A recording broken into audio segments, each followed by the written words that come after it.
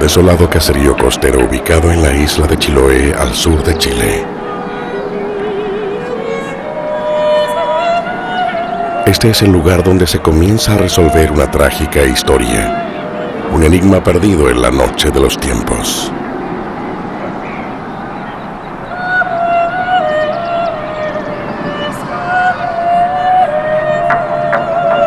En la iglesia del poblado, construida a mediados del siglo XIX por los jesuitas, Juan Weicha y su familia realizan trabajos de restauración.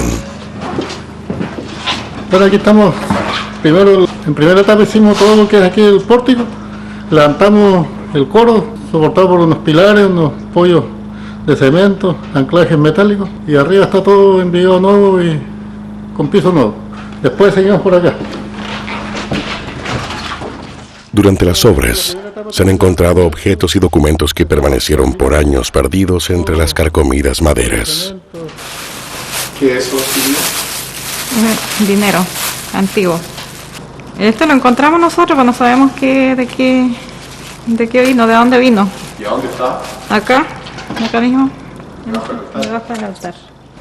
¿Qué es eso? Esa es una calavera. ¿Y dónde apareció? Se encontró en la playa, dicen. ¿Quién la encontró? No sé. Y eso no sé quién lo habrá encontrado. Dicen que lo encontraron en la playa. Y también se encontró una caja. Billetes inservibles, restos de un esqueleto humano y una caja que contiene documentos y fotografías que en apariencia pertenecieron a un antiguo párroco de la zona. ¿Qué hay ahí? Acá hay... ¿De quién eran estas cosas? Estas cosas eran del padre Bruno. Acá hay fotos.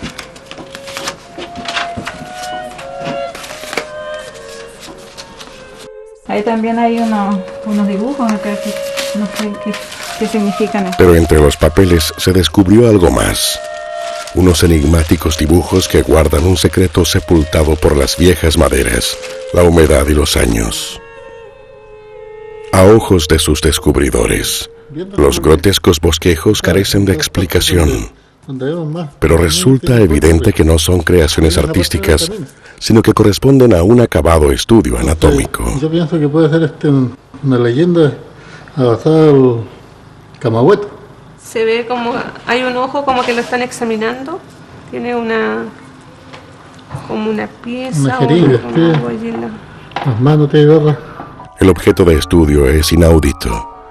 Las figuras grafican cuerpos de niños deformados por monstruosas anomalías en manos, pies, cabeza y rostro. Cada una es acompañada de una exhaustiva clasificación y descripción de las malformaciones. El autor de los dibujos registró acuciosamente un fenómeno del que se desconocen antecedentes y que más parece el fruto de una cruel pesadilla. Chiloé es una región cargada de leyendas, criaturas míticas y supersticiones. Y un descubrimiento tan singular podría ser otra de sus curiosidades.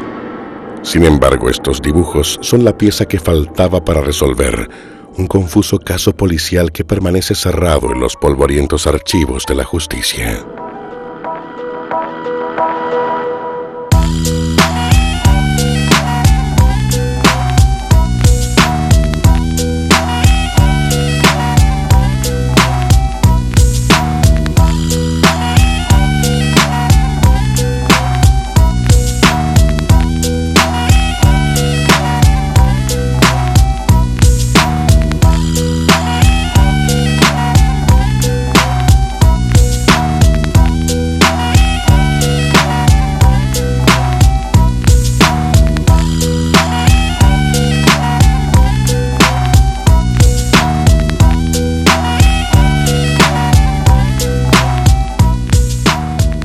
El 26 de julio de 1985, la noticia del descubrimiento de restos humanos en un perdido camino interior estremeció a Castro, la ciudad más importante de la isla de Chiloé.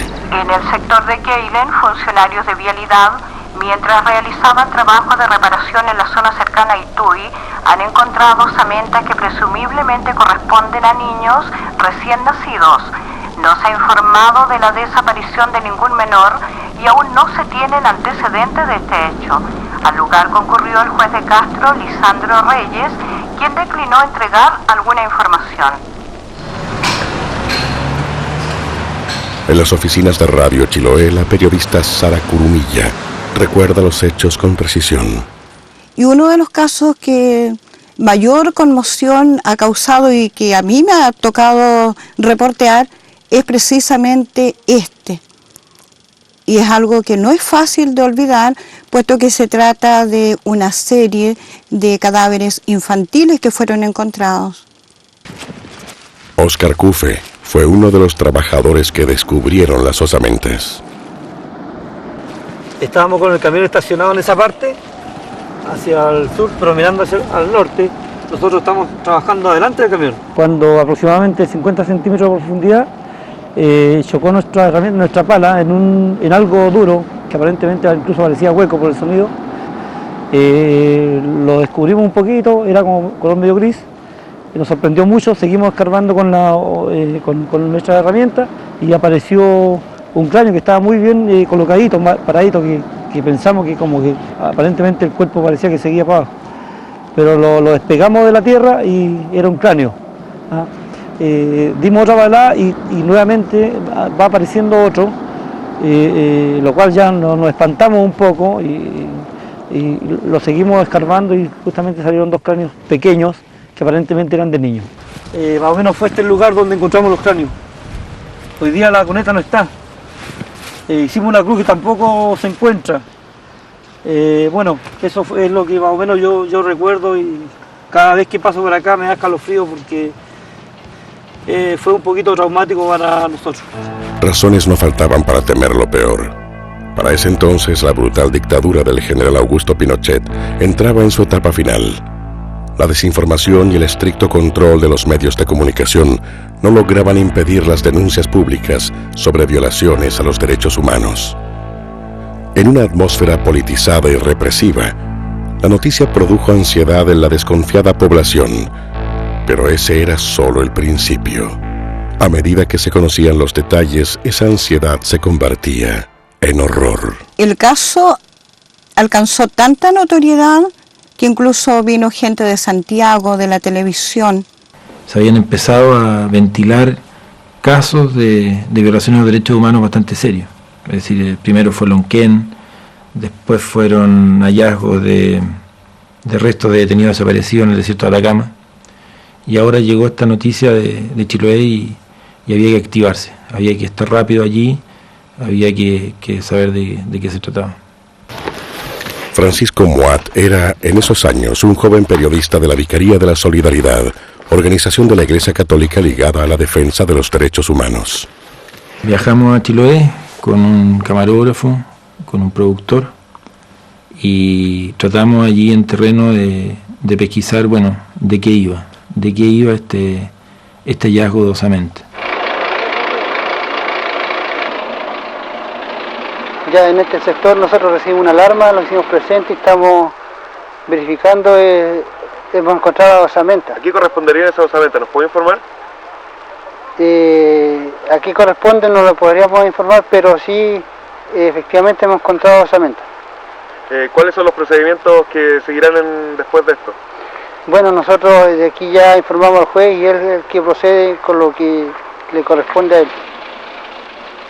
Fue un hallazgo macabro. Cuando nosotros llegamos a Keilen, a Chiloé, al lugar de los hechos, y empezamos a investigar con la gente, nos percatamos rápidamente de que había un rumor fuerte, de que se trataba de un hallazgo de osamenta bastante macabro.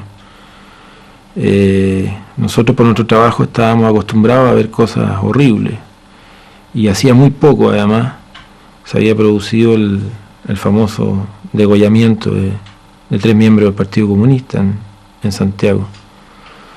Pero te diría que, es decir, lo que pasó allí en Keilen, en ese sentido para nosotros fue más horroroso y más espeluznante. 3 cráneos de niños recién nacidos fue lo que se encontró allá.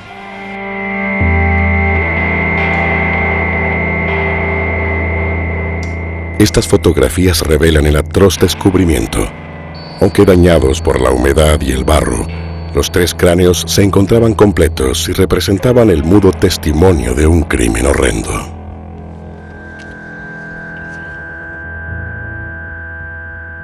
A cargo del caso fue designado el juez Lisandro Reyes, un cuestionado magistrado muy cercano a las esferas militares. Durante la dictadura había desoído un sinnúmero de denuncias sobre torturas y desapariciones, y se decía que si una causa llegaba a sus manos, podía darse por perdida. ¿Alguna información que nos pueda dar sobre este caso? Mire, usted me conoce, yo no hago declaraciones hasta no tener antecedentes. ¿Algún antecedente sobre el hallazgo, me entiende? Esperemos que termine la investigación y ahí conversamos. ¿Cuándo vamos a poder conversar, juez? Eso lo veremos más. Bueno, cuando supimos que el juez que estaba a cargo de la investigación era el magistrado Lisandro Reyes, la verdad es que nos urgimos bastante. Es decir, Reyes era famoso en esa época por tirarle tierra a los casos rápidamente, por ocultar evidencia. Era, no sé, es decir, yo creo que ha habido pocos ejemplos en la historia del Poder Judicial de corrupción tan evidente como la que ejercía Lisandro Reyes. Por eso nos urgimos, por eso nos activamos, por eso fuimos muy rápido y necesitamos con la mayor severidad tener claridad de a dónde eran, qué pasaba, cuál era el origen de estos 3 cráneos de niños recién nacidos. Para sorpresa de todos, Reyes trabajó en el caso con inesperada diligencia, presionado tal vez por la incómoda notoriedad que había alcanzado el caso. Tras un mes de investigación fueron encontrados nuevos restos de recién nacidos, esta vez en un pantano.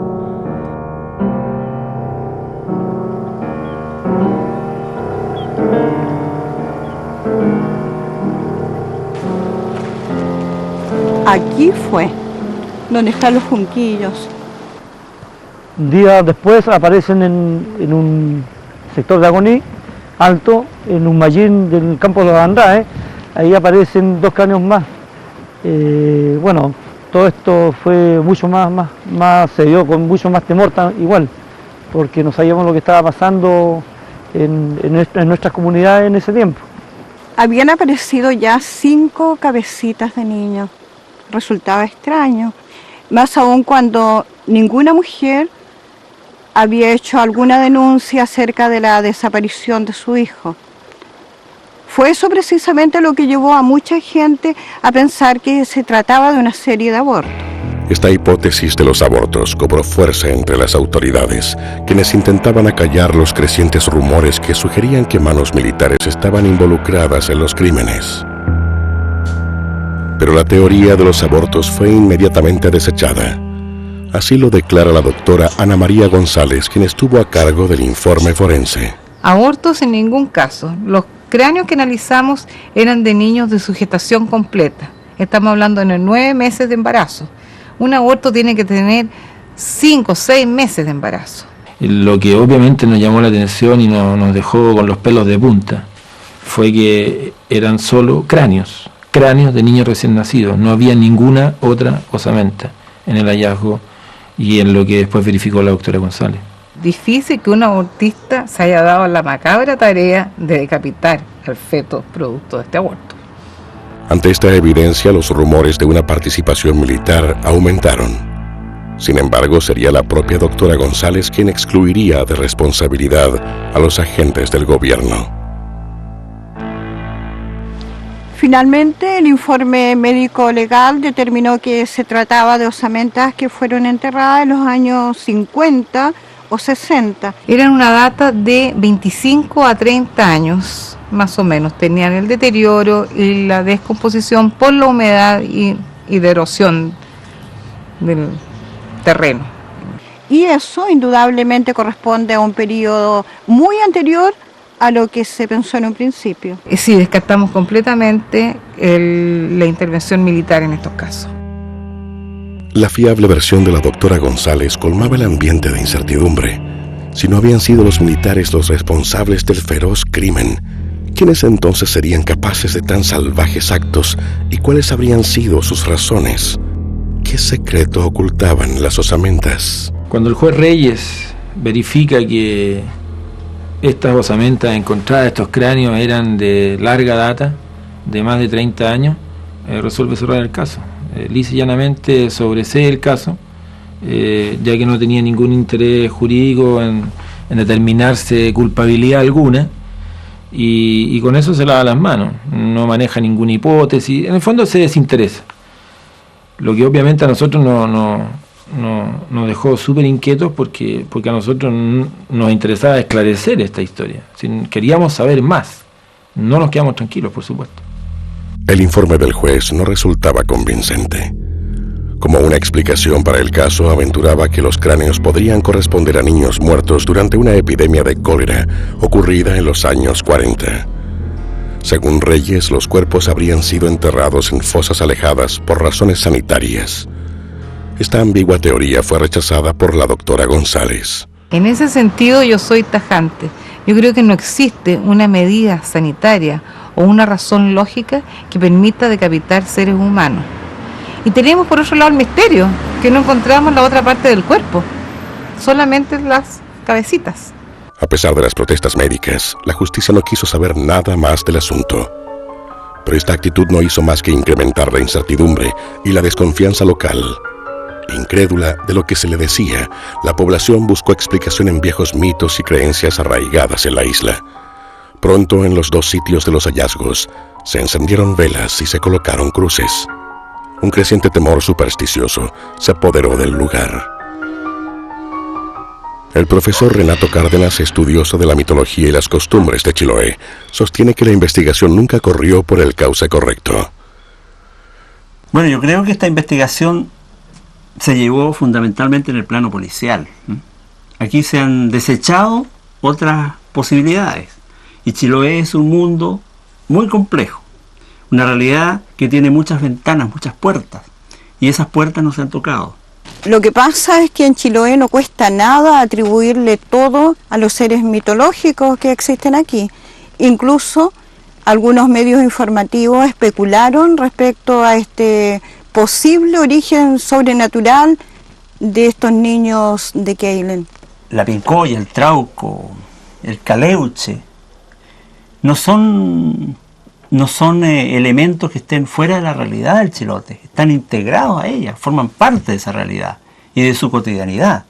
Se hablaba de que podrían haber sido niños que hayan estado los brujos, ¿no es cierto?, deformándolo para hacer su guardia de sus cuevas.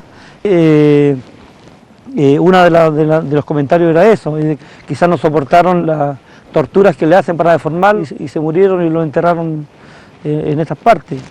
En esta atmósfera de presunciones y superstición, el caso volvió a alcanzar notoriedad. Los diarios publicaron un mes después de cerrada la investigación las sorprendentes declaraciones de una mujer que confirmaban las habladurías populares. Bueno, se empezaron a decir un montón de cosas bien disparatadas. La que más recuerdo es una que refirió una partera y que además me involucraba al cura. La mujer se llamaba Uldecinda Mancilla y aseguraba conocer perfectamente el origen de los cráneos. Ya era la partera del pueblo, una persona bastante conocida porque había traído muchos niños al mundo en ese lugar. Ella, bueno, nos recibió casi a todos nosotros.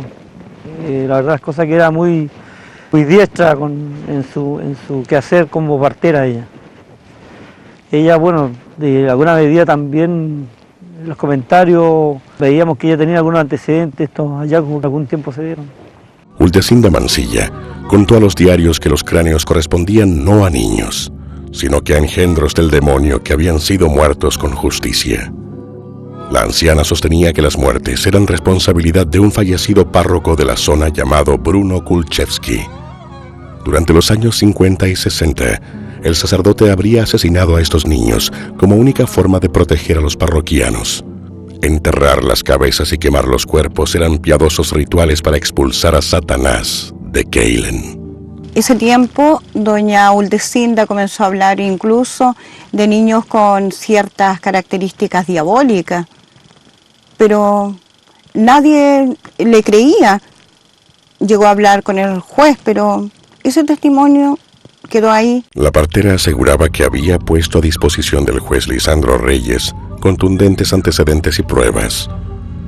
Consultado por la prensa, el juez no quiso referirse al asunto, dando a entender que la mujer no estaba en su sano juicio. Por otro lado, las acusaciones contra el difunto sacerdote no dejaron indiferente a la población. Bruno Kulczewski era recordado como un párroco querido y respetado. Polaco de nacimiento, se había desempeñado en la iglesia de Aitui hasta su inesperada muerte en 1968. Padre Bruno, yo lo conocí bastante de cerca. Yo creo que como sacerdote, dentro de que los sacerdotes que yo conozco, es el más religioso que he conocido. Mi abuela también contaba que venía escapando de una guerra y que quizás eso era el motivo por el cual quería tanto a los niños y era una persona tan buena. Kulczewski había llegado desde Polonia tras finalizar la Segunda Guerra Mundial. Personaje algo excéntrico, se ganó en poco tiempo el fervor y cariño de sus fieles, principalmente campesinos y pescadores de origen indígena. Para asombro y fascinación de los pobladores, dirigió personalmente la reconstrucción de la iglesia y talló con sus propias manos este Cristo.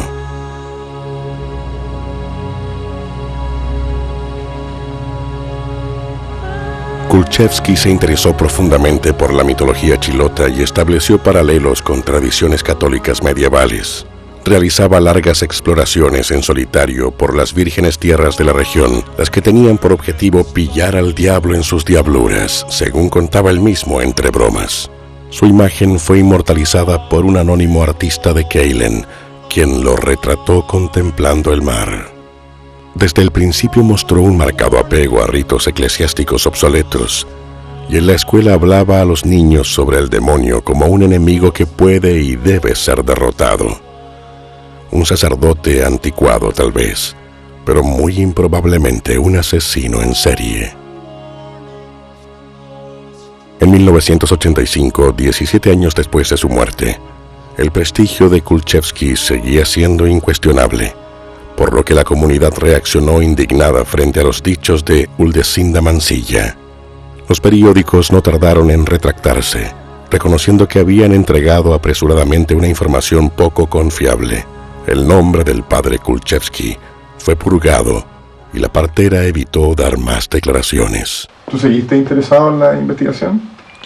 Sí, yo quedé metido con el tema del cura Kulczewski y me puse a investigar un poco más. Pedí antecedentes a Santiago para que me mandaran información del cura y la orden ahí fue perentoria. Me dijeron abandona el caso y me redestinaron de hecho a otra historia y para mí la historia de los cráneos de Chiloé pasó al olvido. Sin embargo, el rumor de la supuesta existencia de niños demoníacos se fortaleció y pasó a ser una leyenda local que deformaba y acrecentaba la curiosa historia de Uldecinda Mansilla. La partera nunca negó sus dichos y por 20 años se ha mantenido en silencio hasta ahora. Uldecinda Mansilla vive retirada en las proximidades de Keilen y a los 81 años nos vuelve a dar su testimonio. ¿En qué consistía el trabajo de partera? Trabajo de partera era de tratar de recibirlo más bien la guagua, ¿no? Y con mucho cuidado. ¿Y usted fue la partera acá por muchos años? Sí, por algunos años. ¿A cuántos niños recibió? Por lo menos sus 50 niños. Lo menos, es que no me acuerdo bien, serían más quizás. Uldecinda sostiene que la historia que refirió en 1985 es cierta. ¿Eran normales estos niños, señor Uldecinda? No eran normales. ¿Y cómo eran? Tenían una colita y varios dedos en las manos. Tenía que avisarle al curita cuando nacían estos niños raros. ¿A qué padre? Al padre Bruno. Según su relato, Uldecinda debía buscar las marcas en las criaturas e informar de inmediato al padre Kulczewski. ¿Pero cómo? ¿El padre los mataba? No, el padre no los mataba, los ejecutaba. Los ejecutaba. Esa era la expresión usada por Kulczewski. ¿Y el padre enterraba los cuerpos? Lo enterraba, pero se quedaba con las colas. ¿Con las colas? ¿Y qué hacía con las colas? No sé. Según la partera, el sacerdote le entregó profusos estudios y documentos referentes a los niños. ¿Qué había en esas pruebas? Unos papeles y unas fotos. ¿Y por qué las guardó usted?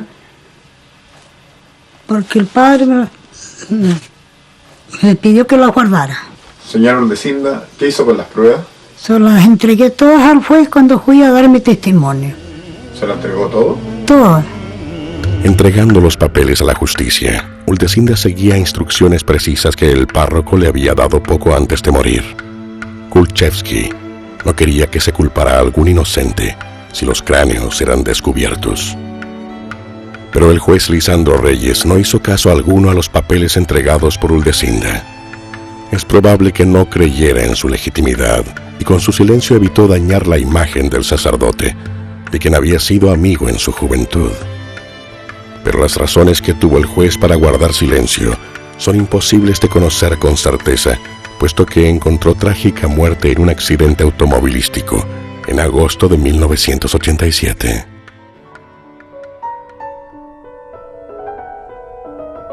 Sin embargo, no todos los documentos quedaron en manos del juez.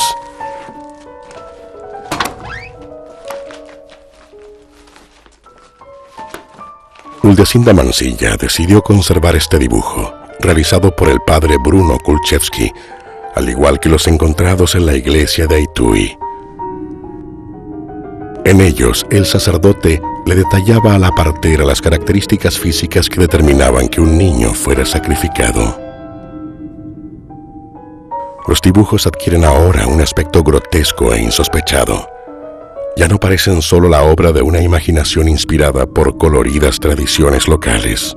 Los bocetos reflejan un detallado y febril análisis, cuyo resultado fue un inconmensurable derramamiento de sangre. Si Urdesinda Mansilla habla con la verdad, los dibujos constituyen una confesión. La confesión de un hombre de Dios que cometió crímenes innombrables en nombre de lo más sagrado. Con estos antecedentes, el siguiente destino es el húmedo laberinto del Archivo Judicial de Castro, para verificar así la existencia de los documentos entregados al juez Reyes por Urdesinda Mansilla. Después de una trabajosa búsqueda, el resultado es revelador. Entre los documentos se encuentran anotaciones del padre Kulczewski y dos impactantes fotografías de recién nacidos que presentan terribles malformaciones. En un papel adosado a una de las imágenes se lee Trauco de Keilen. De la nuca brota una pequeña cola de aproximadamente 5 centímetros. En cuanto a las extremidades, el patrón se repite. Cada mano tiene 6 dedos y se le cuentan 7 en cada pie. En uno de los cuadernos, el padre Kulczewski escribe: Lo vi por primera vez el mal año de 1951. La calamidad venía presagiada, pues la cosecha se había apolillado y el trigo escaseaba. Urdesinda me avisó de un parto que la inquietaba y juntos fuimos a la casa de los Barría. Ahí estaba el recién nacido con la marca inconfundible. Los parroquianos identifican este fenómeno desde antiguo como un trauco, el demonio íncubo de la tradición medieval que ha sido transformada en leyenda local. Afortunadamente el engendro murió de manera natural, pero fue un aviso que no debíamos dejar pasar. El demonio se empeñaría en nacer una y otra vez y nosotros no debíamos dejarnos dominar por las dudas. No podíamos darle la oportunidad de actuar. Había que destruirlo mediante el proceso descrito en la pseudofigrafa, método desagradable y denigrante, como Satán, en su infinita inmoralidad, ha destinado que sea. El doctor Guillermo Schultz, del Hospital de Castro, cree que la existencia de niños demoníacos es un mito más de la isla. Sí, lo que vemos acá, casos de malformaciones, como en otros lugares. Aquí en Chiloé hemos tenido varios casos que nos han llegado, como por ejemplo niños recién nacidos con hidrocefalia, algunos casos con varios dedos, polidactilia, ¿sí? 6, 7 dedos, pero son habituales, sobre todo en esta zona, porque Acá se da mucho la consanguinidad, pero de ahí ver niños con colitas, con rasgos diabólicos o de animales, la verdad es que nunca hemos visto ni escuchado. Eso ya cae más sobre la mitología, que en realidad no es nuestro campo. Aparentemente Kulczewski relacionó el fenómeno con el mito del trauco chilote, aquel enano deforme que según la tradición embaraza a las mujeres solteras de la isla mediante engaños. Kulczewski vio que esa simple leyenda podía ser el reflejo de la realidad horrorosa y olvidada de los demonios íncubos, groseros falsificadores de la obra divina que perturbaron a la Iglesia en la Edad Media. Obsesionado con la idea de un peligro real, el sacerdote no solo asesinó a las criaturas, también catalogó malformaciones, consignando meticulosamente fechas y circunstancias en que decenas de estos niños fueron dados a luz durante casi 20 años. Lo más asombroso resulta ser la absoluta impunidad con la que actuó. ¿Cómo es posible que el pueblo no reaccionara frente a lo que estaba haciendo Kulczewski con sus recién nacidos? En estas comunidades la gente en el campo trata de guardarse las cosas como secretos y se comentan después que pasan los años. Se comenta pero entre familiares, se le comenta a los hijos, a los nietos y así va de boca en boca. Situaciones como que aparezcan hijos del trauco, para una persona de fuera puede ser extraño, puede ser una cuestión anecdótica, pero para la gente de aquí es absolutamente coherente como una posibilidad dentro de esta realidad, dentro de esta visión de mundo que tiene la gente de Chiloé. Lo cierto es que la matanza realizada por el sacerdote no pudo pasar inadvertida para los pobladores. Más aún, la única posibilidad de llevar a cabo su cometido era contar con la complicidad de todos ellos, situación que no es nueva en comunidades cerradas y distantes. Rosa Namuncura, una mache de Puerto Saavedra, en el año 60, sacrifica a un niño para conjurar el maremoto que había asolado al sector. Es procesada, incluso absuelta, porque los asesores del juez le dicen que, los asesores que eran antropólogos le dicen que no era conveniente, porque ella estaba actuando de acuerdo a las demandas de su cultura, de su sociedad. En el caso de Keilen tenemos lo mismo, tenemos la confrontación de sistemas. Kulczewski obtuvo la confianza y el silencio del pueblo para realizar lo que veía como una cruzada en el último rincón del mundo. En uno de sus cuadernos relata: les hablé a estas buenas gentes de la conspiración demoníaca. Les dije que en esta realidad de pesadilla, en este horror, los hombres solo pueden ser aliados de Dios o del demonio. Les expuse los crueles hallazgos y tuvieron que creerme. La misión del sacerdote fue exitosa. La población jamás falló al pacto de silencio. Aún hoy ningún otro testigo está dispuesto a dar su testimonio. Bueno, allí el sacerdote, de alguna manera, yo pienso que fue el líder de esta situación. Y él representa la divinidad en las comunidades. Entonces de pronto empiezan a aparecer nacimientos extraños, nacimientos que tienen características, simbologías que hacen pensar en que estos niños pueden ser fruto del trauco o de entes que para este sistema religioso representa el mal. Entonces, cura y comunidad se asocian para eliminarlos. Yo creo que ahí está una de las hipótesis de estas muertes. En el arzobispado de Santiago, el diácono y vocero Luis Rondón tacha la hipótesis de absurda y contradictoria con las enseñanzas eclesiásticas.